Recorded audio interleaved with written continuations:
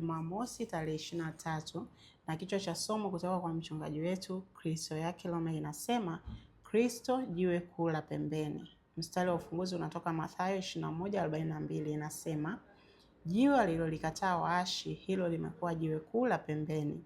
Neno hili limetoka kwa Bwana nalo ni ajabu machoni petu.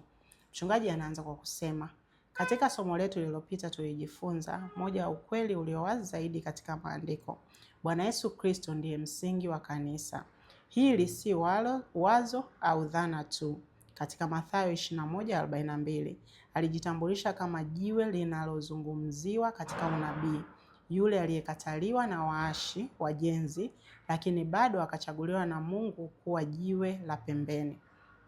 Mtume Paulo kwa njia ya Roho pia alilisema hili waziwazi katika Wakorintho wa kwanza 3:11 inasema, maana msingi mwingine hakuna mtu awezaye kuuweka isipokuwa ule uliowekwa, yaani Yesu Kristo. Hilo limethibitishwa. Bwana Yesu Kristo ndiye msingi pekee wa kweli. Hakuna msingi mwingine unaoweza kuwekwa. Hili linaendana kikamilifu na unabii wa Isaya 28:16 inasema, kwa ajili ya hayo Bwana Mungu asema hivi, tazama naweka jiwe katika Sayuni liwe msingi, jiwe lililojaribiwa, jiwe la pembeni lenye thamani, msingi ulio imara. Mungu alikuwa akizungumza hapa kuhusu mtu Kristo Yesu, ambaye pia alinukuu maneno yale yale ya kinabii katika Zaburi 118 mstari wa 22 aliposema, hamkusoma katika maandiko, jiwe walilolikataa waashi hilo limekuwa jiwe kuu la pembeni. Neno hili limetoka kwa Bwana nalo ni ajabu machoni petu. Hiyo ni Mathayo 21:42. Kumkataa Kristo hakukufuata mpango wa Mungu, kuliutimiza. Yule waliyemkataa akawa jiwe la msingi la jengo la Mungu la milele. Katika Matendo sura ya 4, mitume walitangaza ukweli huu kwa ujasiri na kuufanya uonekane wazi.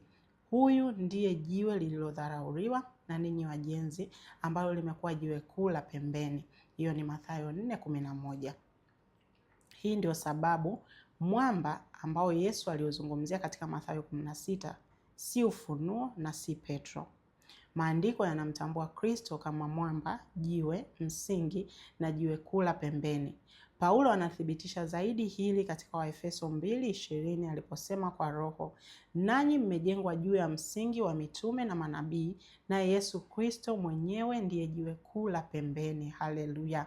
Na mwisho mchungaji anamaliza kwa kusema uimara wa kanisa ni Kristo, na wale wanaomwamini wamejengwa juu ya mwamba, hawayumbi na ni washindi milele. Haleluya. Huu ndio